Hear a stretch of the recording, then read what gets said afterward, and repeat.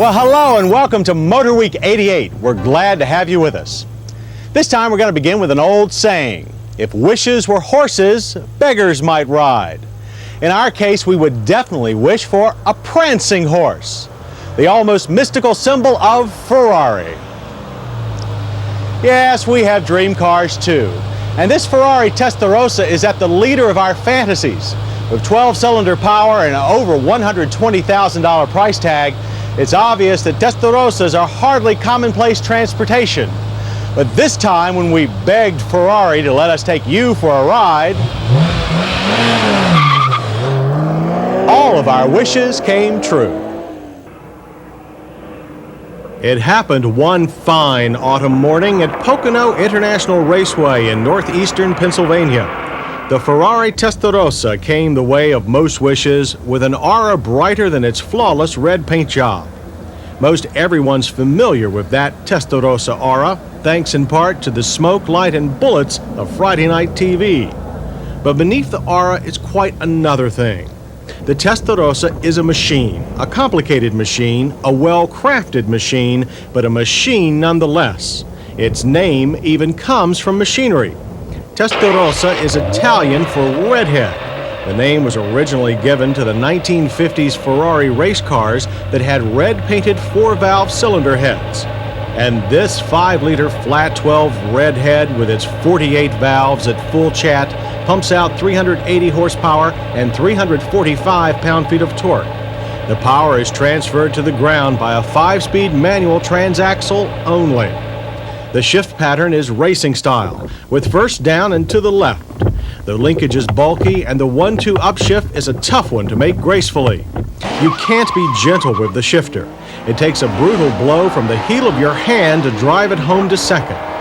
Once we figured that out, our redhead walked through the quarter mile in 13.5 seconds with a final speed of 106. It takes 5.5 seconds and only one gear change to get to 60. Peak power is at 5,800 RPM, and the engine seems happiest when working hardest. The flip side is an idle smooth enough for an American sedan, and good drivability at low speeds. The Testarossa feels like a big car as you step inside it, but it shrinks as you drive, and more so when the going gets twisty. Testarossa steering is a touch heavier than a Corvette's, which means light by exotic car standards, ditto the clutch. And on the Pocono road course, the Testarossa surprised us again. Despite very high cornering power and high-strung breeding, the benchmark Ferrari isn't out to embarrass TV test drivers.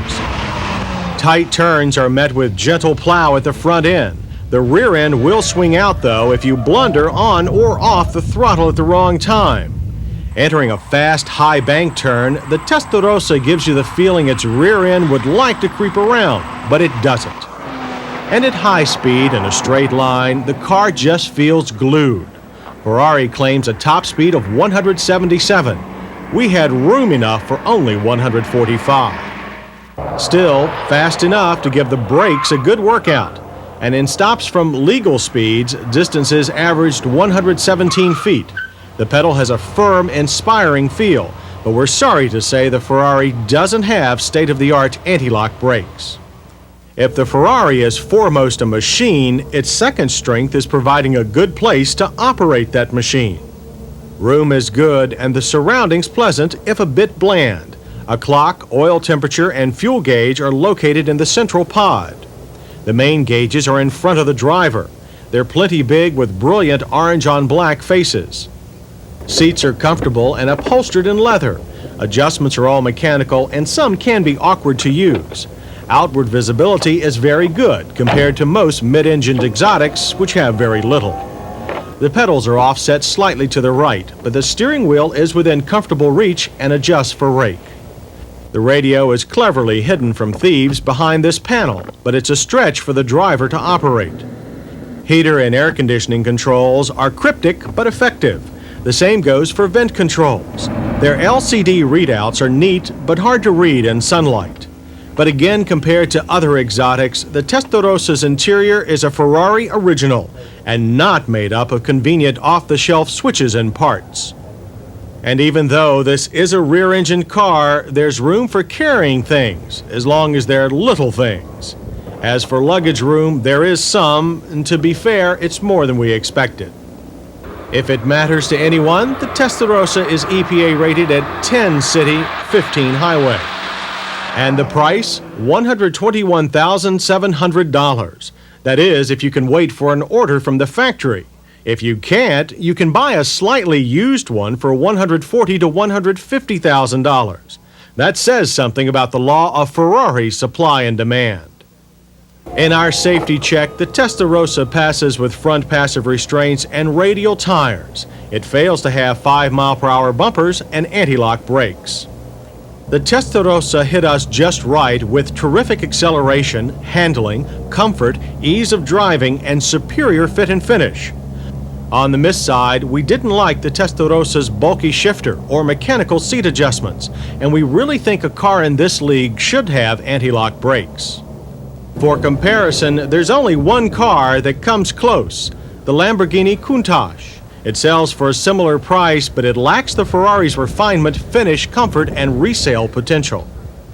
At the end of our test with the Ferrari Testarossa, we've smashed all the icons. The Testarossa isn't hard to drive. It isn't hard to live with.